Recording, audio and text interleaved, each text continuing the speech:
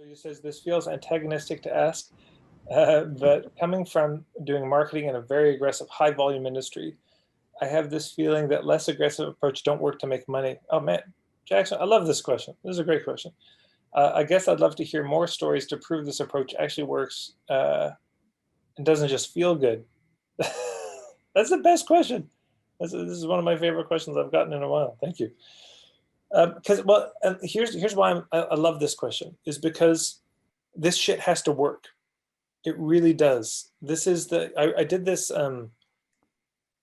video. You can probably find it in the membership or on YouTube. Is the stone archway of marketing or something like this. But it's if you could. So luckily, I've gotten to spend a little time in Europe and in the UK, and of course, the constantly staggering thing is as you walk around in Europe. I walk around. It's like, man, I go into somebody's house and I say, your house is older than my country. Like everything is so much older. And there's this beautiful stone architecture and it's just incredible. And the thing that always got me was these stone archways. Because I get stacking stones on stones in two piles. That makes sense. That's not so hard to do. But then you get the arch part, and this is just impossible. You look at it and you just think on a practical level, how did they do it? And of course, I know there's some people will tell you the technical side, but it's actually magic. That's how they do this. And there's the keystone, yeah, that holds it in place and that keeps it from falling. And I would say that keystone is marketing. But what the marketing is held up by is these two foundation stones on either side. And on one side I call it a relationship. And the other side, the foundation stone is sustenance. And so that's what marketing is. When I say relationship, I mean it has to feel good. It's got to create goodwill, not just with you, but in the whole marketplace. And then sustenance, it's got to work. It has to feed people. This has to put food on the table. This really can't just be, and if you take out either of those foundation stones, there's no arch and there's not really any marketing anymore. And there's no market because there's no goodwill, there's no trust. And that's the end of the market right there. So it's got to be both. So where they meet is the market. That they meet at all, well, that's marketing happening. Yeah, that's the way that they meet, is this willingness to engage in the market. And so anyways, sort of cosmologically, this is how I see it. But on the practical level, let me make the case on this.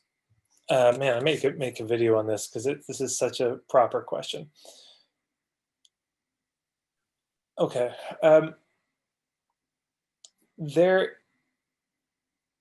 if you just do the stuff that works technically, well, okay, let's start with this. If you just do the stuff that feels good, the benefits are you get to sleep at night, you didn't push anybody, your relationships are all still great.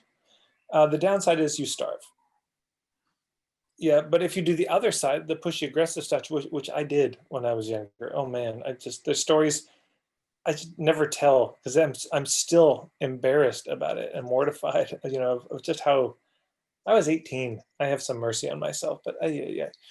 But you do that stuff, and the upside is, well, maybe you can pay the bills, but you can't sleep at night, and it does affect your relationships with people, and people get burned and all this. But here's the other downsides. So there was somebody who was in my mentorship program, and they ran some of these rah-rah seminars that you may have been to, and people get on stage and talk for an hour, most of which is a pitch for their stuff. And often fairly aggressive, and they use all the tactics, the first 27 people to sign up, run to the back of the room. And part of the reason to run to the back of the room is so that people can see people running into the back of the room. There's the social proof, and there's the fake scarcity. And only 27 of these ebooks available. What? 27 ebooks? The fuck? But there's all the tactics that are used. And in the beginning of Simon Sinek, have you read that book, To Start With Why? You might enjoy it. But the very first part, he starts off in the opening. He says, these tactics work. I can't say they don't work, but they don't last. They can get you to vote for a candidate, but they can't get you to be loyal to the candidate. They can get you to buy a product, but they can't get you to be a fan of the company.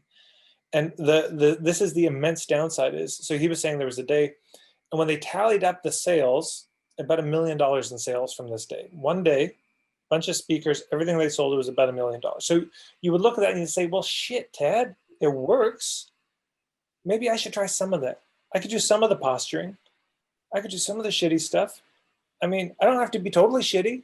I could just be partly shitty. It'd be great. I make a little bit of money being partly shitty, but then I'm like 90% great, and people forgive the shitty part because I'm so, we rationalize it in all these ways. And of course, because who wants to be broke?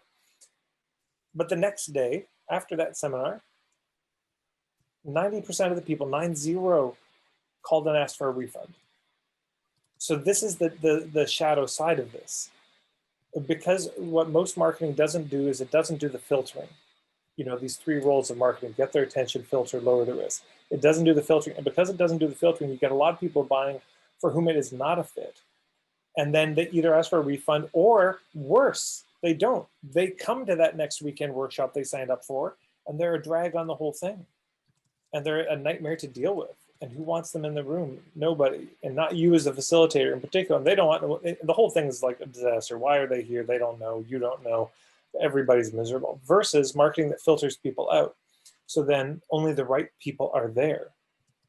So there's this. But then if you extend that further, you start to see what happens in terms of word of mouth. Because if you do the filtering, and only the right people come to your weekend workshop, if that's what they've been pitching, well, it's going to be a smaller group. It's not going to be as big as if you worked the whole room with all your, hypnotic tactics and all this. But the vibe will be very good. Everyone's there for the right reasons. And because of that, the workshop's going to be a better workshop, just in every level you could think of.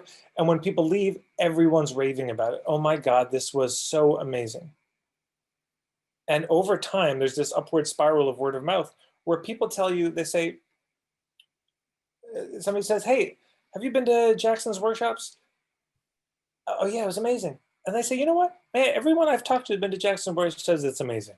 I don't think I've ever talked to anyone who says it wasn't amazing. It was just, everyone seems to love them. Why? Because they were filtered. Versus you see the opposite, you get this downward spiral. Hey, how was Tad's workshop? It was pretty good. Fucking terrible. They get such mixed reviews and none of it is raving. Almost no one's thrilled. And so at a certain while, they say, hey, would you recommend I go to Tad's workshop? I don't know, honestly. I've heard such mixed things. You get that. So reputation long-term is that's the whole thing in marketing. Word of mouth is primary. If you look at the stats, even how do people hear about stuff? It's almost all word of mouth. When you buy something online, how did you hear? Everyone clicks from a friend, pretty much. This is the overwhelming majority. So that's how marketing actually works. And that's the easiest way to market long-term. You just do good stuff. You develop a good reputation. You make it really easy for people to spread the word. You thank people when they spread the word. And at a certain point, you don't work on the marketing anymore. You're on the receiving end of it. This is, there's the cold, the warm, and the hot. Have you been?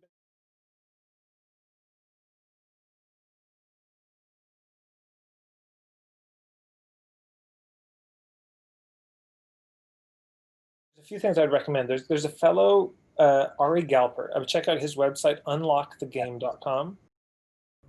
Great. He's the man on this.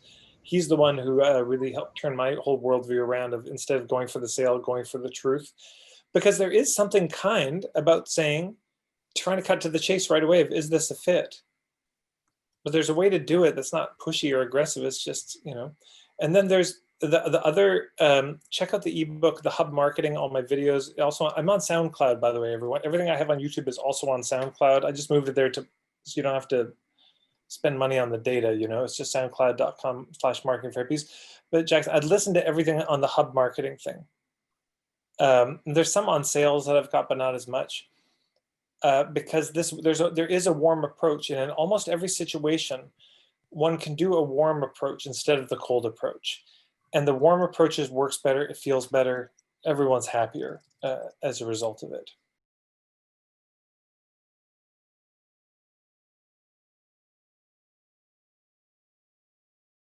Amen. Well, the 2 thoughts come to my mind. One is, I think your experience with this kind of sales will make you a better therapist. because you've seen the dark side now. You know, you've seen what happens when there's a kind of you've seen what happens when boundaries are trounced over, where people are treated as objects and discarded. You know, you get the firsthand. Now you know. You've Yeah. seen it. Maybe you've done it. You've been on the receiving end of it. The whole thing, and that's how we learn these things often. I mean, wouldn't it be great if we all learned about boundaries by having our boundaries respected? Mm. But sadly, it's often the other way. Either our boundaries aren't respected or we don't respect other people's. But there's a kind of gold that you have here, because now you know. I mean, so it's funny. There's a woman who came to my workshop in Vancouver years ago. She asked me the same kind of question you did, except all day. And she never, it was never that question, but all of her questions were that question. And she was like coming at me with a sword all day long. But it was the oddest, and some of you have heard me tell this story again, so before, forgive me. But it was the oddest feeling. I knew that she was not coming at me with the sword because she wanted to hurt me. It was because she wanted me to disarm her. She didn't want to use this weapon anymore. And I'll tell you what, it was because I knew that what she was doing so well from the inside, you know? Um, so I don't know if it was a misfortune that I went through it all, because, you know, as they say, my kung fu was better than her kung fu. Like I knew her stuff. I was like, I know it better than you do. And so it was easy. It was just ching, ching, ching, shing. And the sword fly out of her hand, and she get this look of like, oh my God. And then come at me later. But by the end of the day, she was crying. And I could tell it was tears of relief, because she didn't need to ever pick up that sword again. And so there's a similar thing here. When you know this, you know, working with your clients, I promise you, they bring you similar questions. It's not so different, the sales and therapy thing, you know.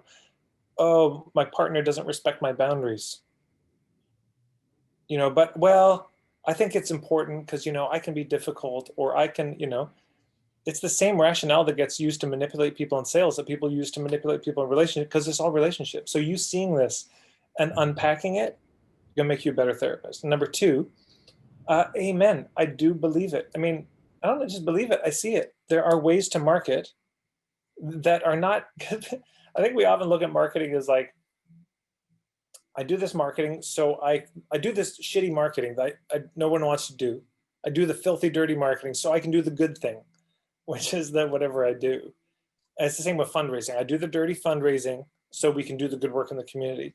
But Yeah. what if the the fundraising and the marketing were actually an expression of the very thing we're talking about? What if it wasn't trouncing people's boundaries to get them to hire you as a therapist so you can teach them to not let people trounce their boundaries? What if the marketing was the incarnation of that? So that even in the process of coming to work with you, they've already been working with you. Yeah. You know, it's a beautiful notion. And for everyone, whatever it is that you value that's most important to you in your work, the question I'd say is, how do you weave that more into the marketing itself, so the marketing becomes an incarnation of the thing? It becomes a very embodiment of the thing that you're trying to guide them towards. Because this is another thing that we'll wrap up here is, um, you know, if you meet somebody at a networking event, I think it was Charlotte Jacobs who said this, and I just thought, boy, this is so true. She said, the way that people feel in having a conversation with you, if you're in the healing or therapy or coaching thing, that's what they think it's going to be like to work with you. You know, it's a one-to-one correlation in their mind. And so this is, again, well, but it works. But wait, maybe it gets them into the first session and you strong arm them, but it's, in my mind, long term, 10 times more effective to, instead of you, oh, I'm going to convert this person right away and sell them and get their email and book them in on the spot, is that you give them this really wonderful experience of being with you. And then you offer a little pink spoon. You say, hey, you know, if you'd like to check out more, here's my card. You can check out my website. I've got more stuff. Or, hey, I'm doing a workshop on Thursday. If you want to come, just come as my guest. It's it seems slower, but I mean, it's the tortoise and the hare, it seems slower, and it is in the Yeah. beginning, but in the end, it's so much faster and so much more solid because you don't have the bad reputation to contend with constantly, or no reputation. You start to, yeah. So.